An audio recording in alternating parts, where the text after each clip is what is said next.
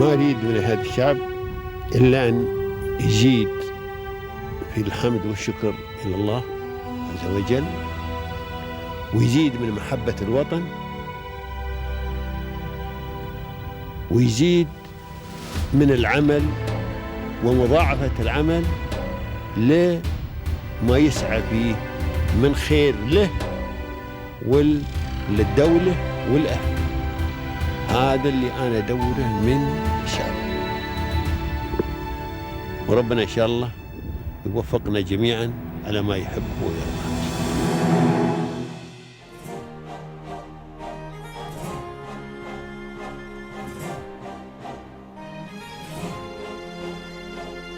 We are honored to host Mr. David Fagan, a seasoned General Manager and Strategic Director of Growth with a remarkable history of success in leadership, strategic planning and operational excellence. With extensive expertise in ICT, AV, security and telecommunications engineering, he has demonstrated his ability to navigate complex technology-driven environments. And today, he is the founder of Technology Advisory Services. Stay tuned.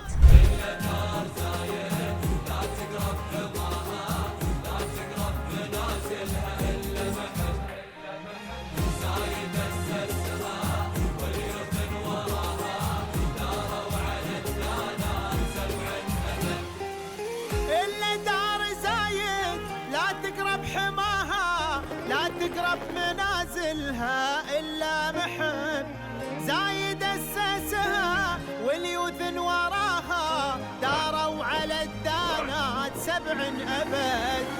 I'd just like also to express my appreciation to Sheikh Mohammed and the leadership of the UAE for building an environment that makes it so conducive to establishing small businesses, the support we are getting from the structures that have been established.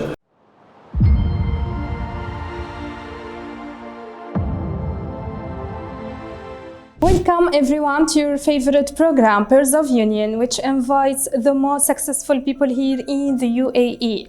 Our inspiring guests have moved from the darkness of challenges to the light of success. Our inspiring guests have set a title for success and ambition. And our special guest for today is Mr. David Fagan, the owner of Technology Advisory Services. Welcome, Mr. Thank you very much.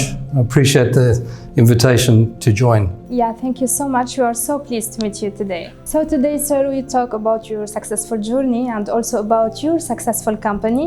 Please, in the beginning, can you introduce yourself to everyone and talk about your professional journey and also your educational background? My name is David Fagan. I'm a South African citizen. I did my engineering diploma in 1985. I completed, so I've been working for longer than 40 years in the field of technology and engineering. I spent 10 years with a local telecom provider in South Africa, with a state provider, before moving to the private sector, where I spent a number of years in the financial services industry predominantly. A lot of it being in the migratory journey from the old SNA technologies to IP.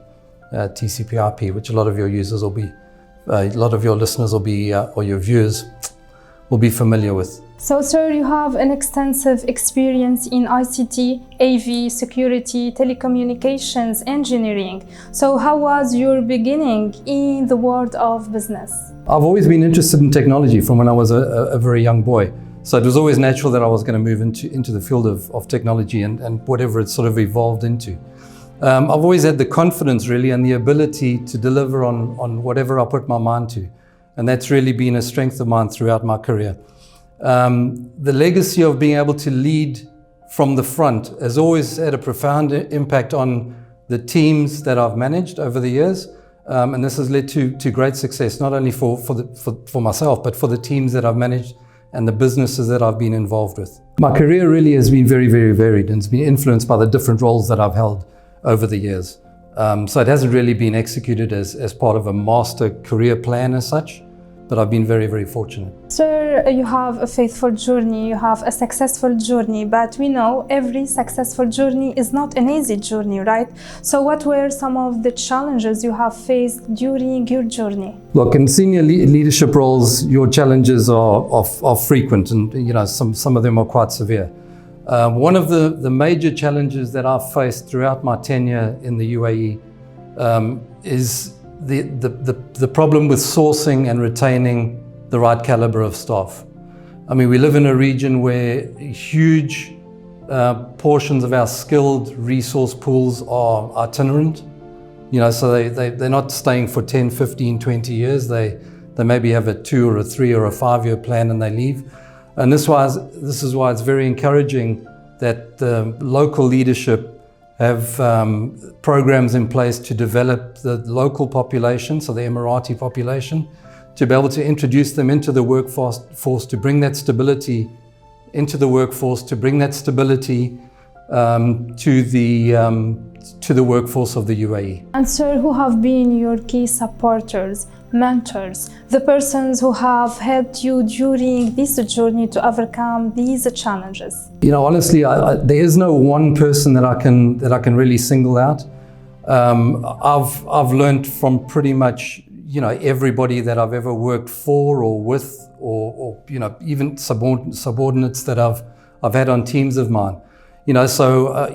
From issues like leadership, communication, financial acumen, all of these things I've taken influence from just about everybody I've met. Now, sir, let's talk about your company. How was the first step of creating your company? What inspired you to start your own business? And also, what was the vision behind it? So the inspiration for establishing TAS really was to establish an autonomous, highly specialized technology group to service a niche requirement in the Middle East region. The vision for TAS really is to grow the brand to where we are the go-to technology group for design across the region. And we're already working with some of the most prominent lead designers and lead consultants in the region. And of course, sir, your company is one of the leading companies in your sector. So, sir, what are the plans and strategies do you follow to achieve your goals? So the single biggest affirmation of our success is the number of repeat projects or repeat revenues that we get from existing partners, lead consultants, clients.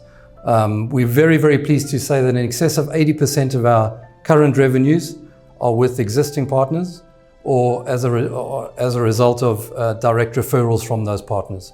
So we're very, very fortunate.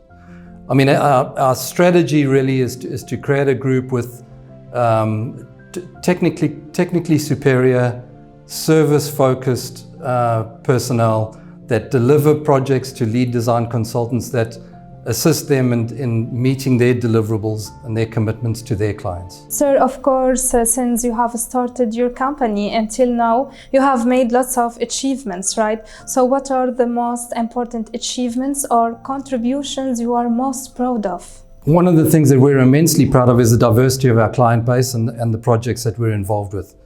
Private sector, corporate office, sovereign wealth fund, government projects, entertainment complexes, particularly in Saudi, we're heavily involved with Seven and PIF, PIF. Food security projects, we've been involved in financial services projects. So our project base is very, very, very wide and growing. We're very, very proud of that. So, sir, how has the UAE facilitated business growth and made it easier for companies to operate and expand in this market? Well, UAE leadership are very progressive in this space. They've created, an environment which is really a hotbed for development.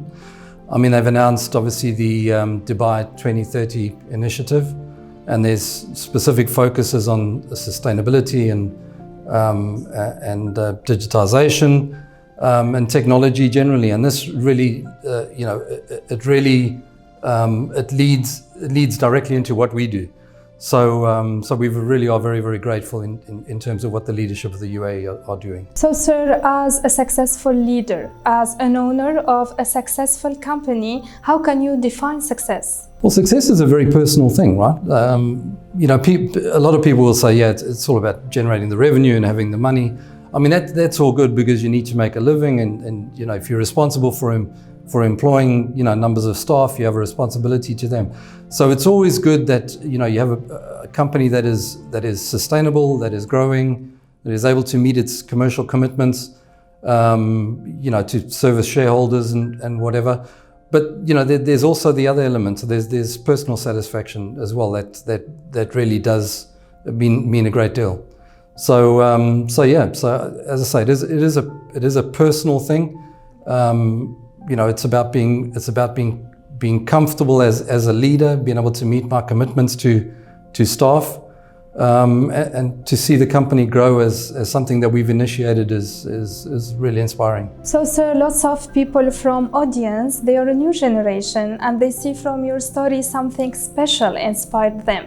So what is your advice to them, to young entrepreneurs who want to create their own businesses in the same field? One of the things I would say is be clear on your offerings and your value proposition. Know your market, understand your competitive environment. These are very, very important things. The other thing is to be patient. Patience is something that is invaluable in starting a business. You need to be very, very clear, you need to be focused, but you need to be patient. So these things are very, very important. The UAE is a massively dynamic and energetic environment.